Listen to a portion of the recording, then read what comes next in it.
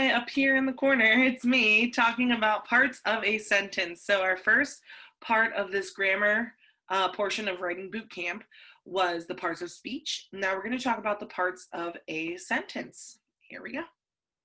So first, let's let's figure out the difference between a fragment and a whole sentence. So a fragment is part of a sentence that cannot stand alone. It's either missing a subject, a verb, or it does not express a complete thought. Those three things are the criteria for a complete sentence. It has a subject, a verb, and it expresses a complete thought. A fragment is missing one or more of those things. So here's an example of a fragment. As the duck walked up to the kitten. Aren't you kind of like, okay, what happens next? Like, where's the main action here? It's just kind of leading us into an event, a complete thought that's happening. So this would be considered a fragment.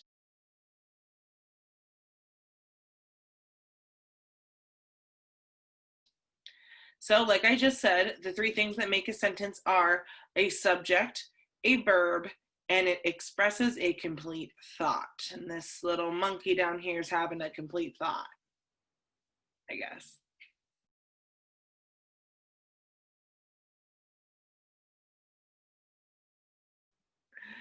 So how do you fix it? Well, of course, you add something that it's missing, and then you get a complete sentence. So you may need a subject, you may need a verb, or you may need to add something that completes the thought.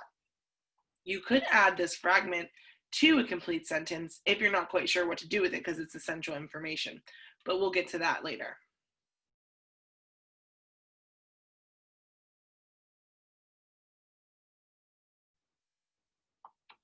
So who or what the sentence is about is going to be our subject. I'm going to move my face down here a little bit. What is the subject of a sentence?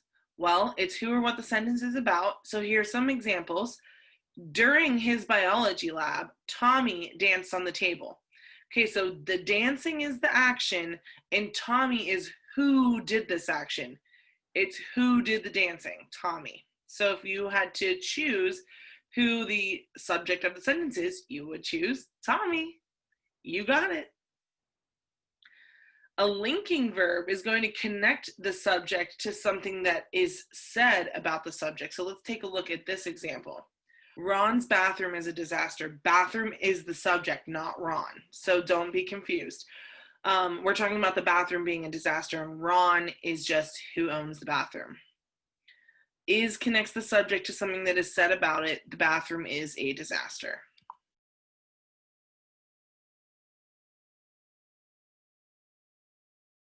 The difference between the complete and the simple subject. So the complete subject is who or what is doing the verb, the action, plus all of the modifiers or descriptive words that go with it. So let's take a look at the sentence below.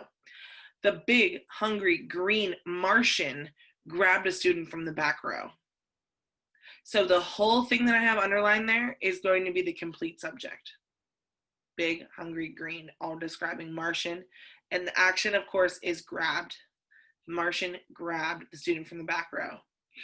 I bet you can guess what the simple subject of that, the simple subject of that sentence would be. Yep, just Martian. Very good. So the simple subject is who or what is doing the verb without any description, as you just saw. So let's take a look at this one. The bright copper coin sparkled on the sidewalk. I have just the simple subject underlined there. But the whole thing, the complete subject would be the bright copper coin. See all those descriptives there? So hopefully that makes sense. Complete, obviously the word complete means all of it. So you're going to include the subject, the simple subject, and all the things that describe it. If I just ask for the simple subject, it's just that one noun that is working as a subject of our sentence.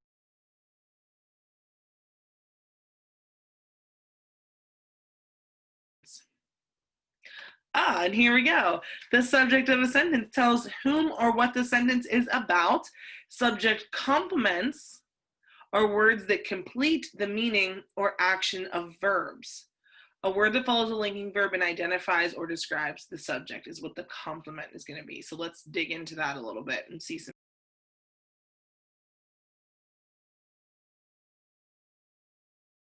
examples. There are two kinds. First one is predicate adjectives. This is going to be an adjective found in the predicate, but is still describing or talking about the subject, okay? So the adjectives, of course, we know those questions. They answer which, what kind, and how many. So let's take a look at this sentence. The climb had been difficult. We have our subject highlighted, climb, it's in the blue. Had been is the verb phrase, and difficult is part of the predicate, but it's still describing the subject, right? It's telling me what kind of climb this was. It was a difficult one. Predicate nominative.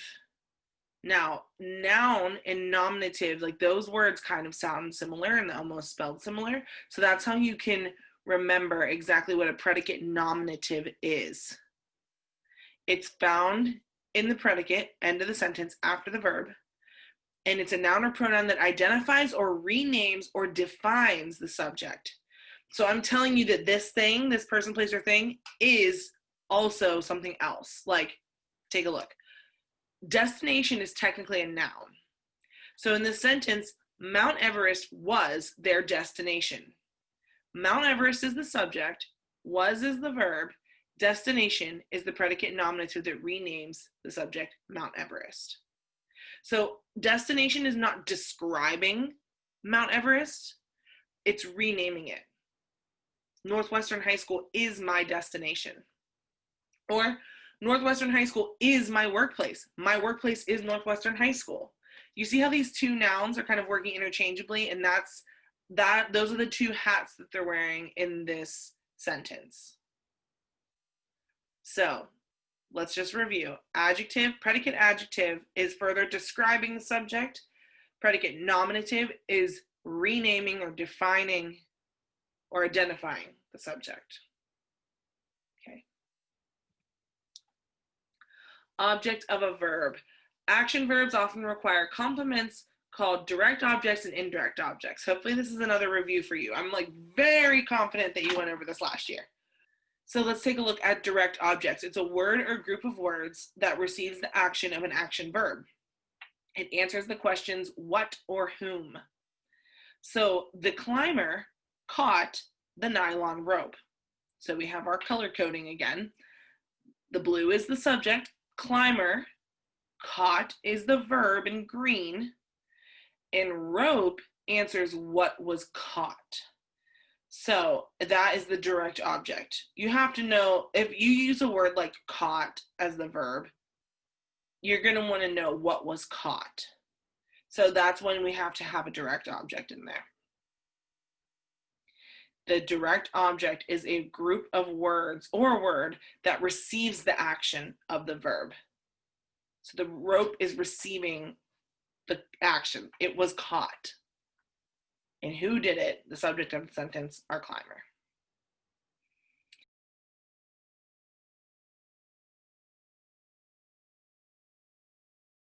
This is so much harder for me to know if you know what's going on if I don't see your faces. So I'm really hoping you're sticking with me. This should be a review, as I said, but I really like teaching this in person. So anyway, next. Indirect objects. Okay, so let's add on another layer here. This tells to what, to whom, for what, or for whom an action is done. Verbs that often take indirect objects would include bring, give, hand, lend, make, send, show, teach, tell, and write. So these are all types of verbs that like we can actually see a process happening here, right? Someone brings someone something. It's a whole action that carries out. It's not just an independent, like one person just does an action. We need some more people involved here. So let's take a look at the example. The rescue team gives the survivors hot food. Let's break it down. We got another color in here this time. The team is the subject, the simple subject. Gives is the verb. Survivors tells to whom that the food was given. And then food is the direct object. So gives is what's happening here. The team is giving food. Now, I want to know who's getting that food, the survivors. So the food is receiving the action, and the survivors are the people or the group that is receiving this other noun that was affected by the action.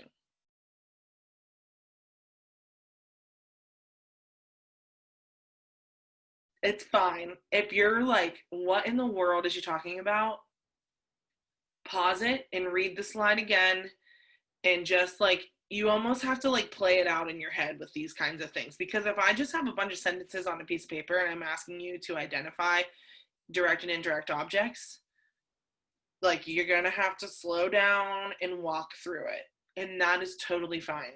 This is not a race. We got to get things right, not get them done as fast as possible without paying attention.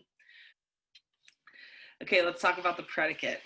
So the predicate tells what the subject is or does, or what happens to the subject. So this will include the verb and everything else that we have to say after the verb. Huge cresting waves pound the sailboat. The huge cresting waves are the subject. And what is happening? They are pounding the sailboat. That's what the subject is doing.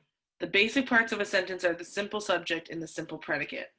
So then let's take a look here with our color coding.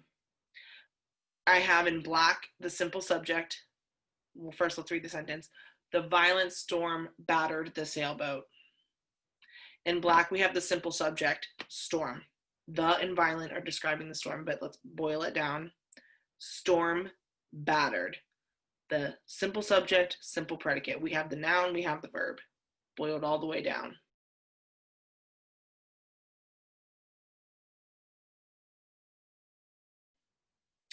Now, just like we talked about complete and simple subjects, we'll talk about complete and simple predicates. The complete subject, as we know, includes the subject, the simple subject, and all the words that modify or tell more about it. The complete predicate includes the verb and all the words that modify or tell more about it. So, disaster movies fascinate nearly everyone. Let's do simple and simple. The simple subject, movies. The simple predicate, fascinate. Movies fascinate. Boiled all the way down to just the subject, the noun and the verb.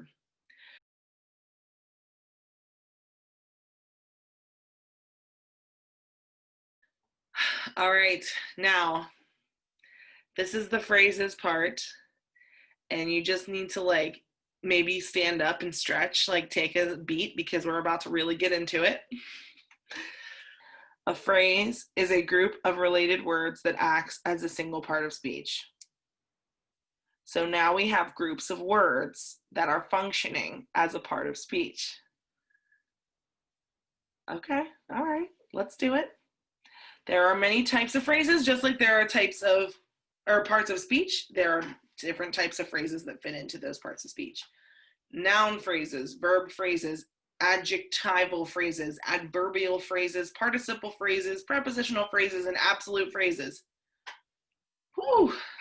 Okay, let's talk prepositional phrases first, because I feel like this is the most common thing that's just tacked on to sentences all the time. And we already talked about this actually a little bit in parts of speech. So let's review the review. They consist of a preposition, its object, and any modifiers of the object. There are many kinds of sports. Preposition is of, sports is the object of the preposition.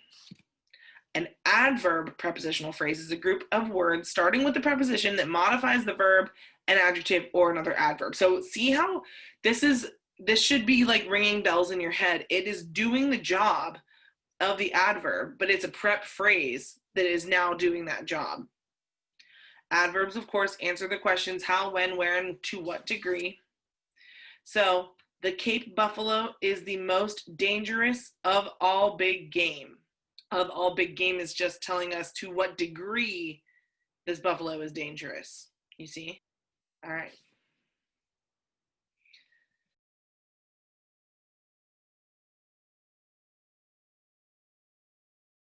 Adjective prepositional phrase. So now this is going to do what an adjective does. This prep phrase is doing the job of an adjective, which is answer the question which, what kind, and how many. They're describing or modifying a noun or pronoun. So here in my preserve on this island, he said. So here in my preserve is what we're talking about, this like preserve. That's a noun. On this island is our prepositional phrase, and it's telling us which preserve. It's the preserve on this island, describing a noun. Adjective. We're with me? We're good? Okay.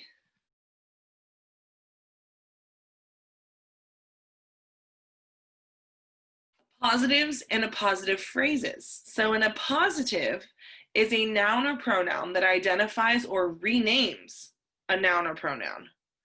Whew. Let's get into it. An appositive phrase is made up of an appositive plus its modifier. So similar to a prepositional phrase, right? We have the appositive and then all the words that come with it, the modifiers. So let's look at this first example. Gail Devers, a champion sprinter, was born in Seattle in 1966. A champion sprinter is the appositive, which is identifying Gail Devers. So we need to further identify or rename who Gail Devers is. Now, what's interesting about this is you could take away Gail Devers and just write a champion sprinter was born in Seattle in 1966, but does that really tell us exactly what we need to know? Like imagine if you're doing a research paper on famous sprinters or just on Gail. So you could take out a champion sprinter and say Gail Devers was born in Seattle in 1966. But why do I care about that? Oh, because we're talking about Gail Devers, the champion sprinter. Make sense? It's a phrase that renames a noun or identifies it. Sometimes I get ahead of myself.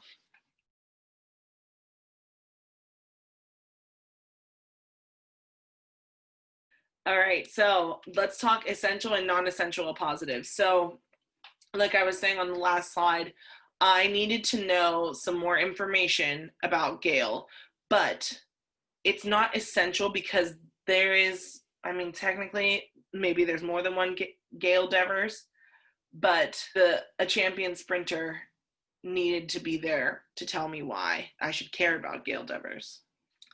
An essential appositive, an appositive that provides information that is needed to identify the preceding noun. An American sprinter, Gail Devers, won an Olympic gold medal in the 100-meter dash in 1992. Now, this is essential because if we didn't name this American sprinter, then we wouldn't know, like there's more than one American sprinter. So we had to put Gail Devers in there to name exactly which sprinter we're talking about. That means no commas. You notice there's no commas around Gail Devers. So whenever it is essential or restrictive, then we don't put commas in there because commas are a signal that it can be moved or removed, that phrase, okay? Gail Devers is our essential appositive. A non-essential appositive adds extra information about a noun or pronoun, which the meaning is already clear. It's extra information. So Devers, a survivor of Graves' disease, overcame many obstacles to achieve athletic success. Okay, so they added a survivor of Graves' disease to further explain and add extra information about Devers, but we didn't need this information about Graves' disease to know or to understand that Devers overcame many obstacles to achieve athletic success. Now, because the commas are around it, we could pick that up and move it around in the sentence to where it still made sense, or remove it and the sentence still means the same thing. That makes it a non-essential appositive phrase.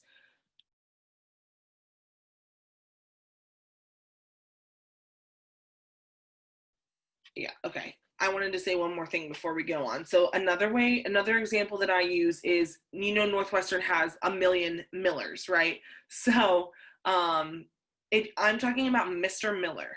There are two Mr. Millers in the high school, another one in the middle school, and I think another one at Springfield, right? So what Mr. Miller am I talking about? Now, this is where we would need an essential appositive to further tell me which Mr. Miller we're talking about. Does that make sense? So I would have to say Mr. Miller, a social studies teacher. if I'm talking about the Mr. Miller in ninth grade social studies. But if you wanted to say Miss Ogden, the English teacher would have commas around it because you don't need that to know which Miss Ogden you're talking about because there's only one in Northwestern. Okay, so hopefully that makes a little more sense. Let's take a look at verbal phrases. A verbal is a verb form that acts as a noun, adjective, or adverb. There are different kinds of verbal phrases. And I know you know this one because I feel like gerunds were like a really big thing in middle school. Participles, gerunds, and infinitives. We're going to go over these three. Let's start with participle phrases. The participle is a verb form that acts as an adjective. It modifies a noun or pronoun and it ends in ing or ed. So these participle phrases, they are the adjective of the verbal phrases. They're going to modify nouns and pronouns. So once again, I told you these questions would be important. Which, what kind, and how many? So let's look at our first example. Played for more than 100 years, high school football has a rich tradition. This sounds like somebody who's starting like a 60-minute special on the history of high school football, you know?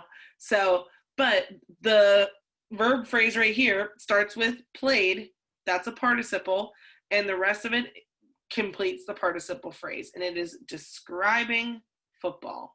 It has been played for more than 100 years.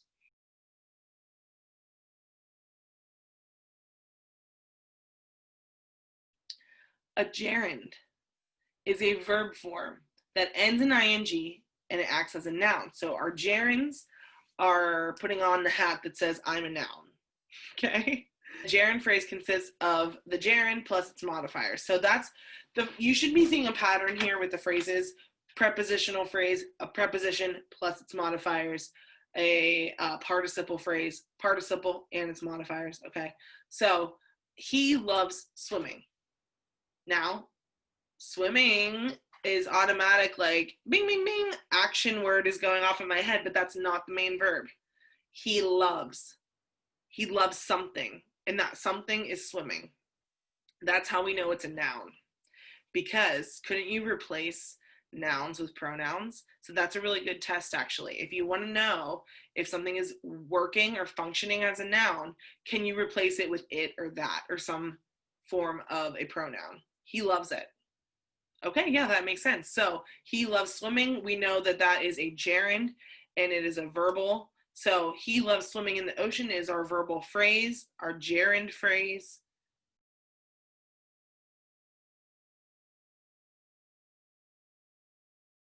Again, wish I could see the lights going off or not going off behind your eyes, but soon enough. Okay, like nouns, gerunds and gerund phrases can act as subjects, objects of the preposition, direct objects and indirect objects, and predicate nominatives. So let's take a look. Swimming working as the subject, or a gerund working as the subject. Swimming competitively requires lots of practice. Okay. Jeff got in shape by swimming at the YMCA. Object of the preposition. Our preposition is by, and then what comes after it is the object of the prep. Direct object. Mr. Lopez coaches high school swimming. Tamika gave competitive swimming a try. Gave a try to competitive swimming. Predicate nominative. Tamika's specialty is swimming the backstroke. Okay, so just take a look at those. Make sure that you're following along with how these gerund phrases are functioning as these other jobs that nouns do. It's a lot to take in, but we're going to be all right.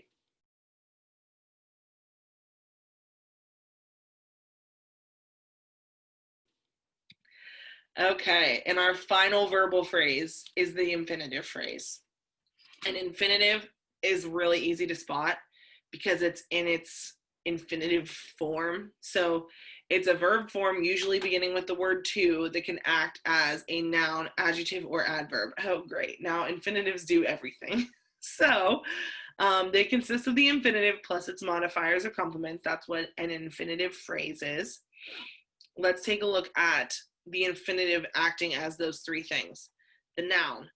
To win tournaments on the Ladies Professional Golf Association Tour is the goal of top women golfers.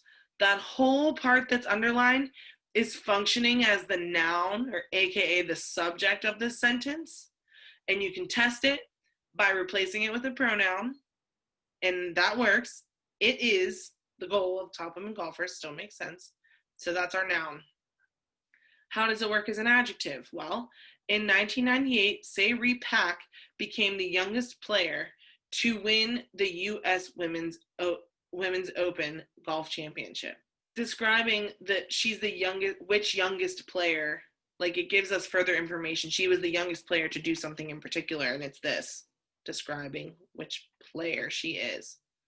Adverb. To become a championship golfer, Pak spent many hours practicing in her native land of South Korea. So remember, adverbs describe adjectives, adverbs, and verbs.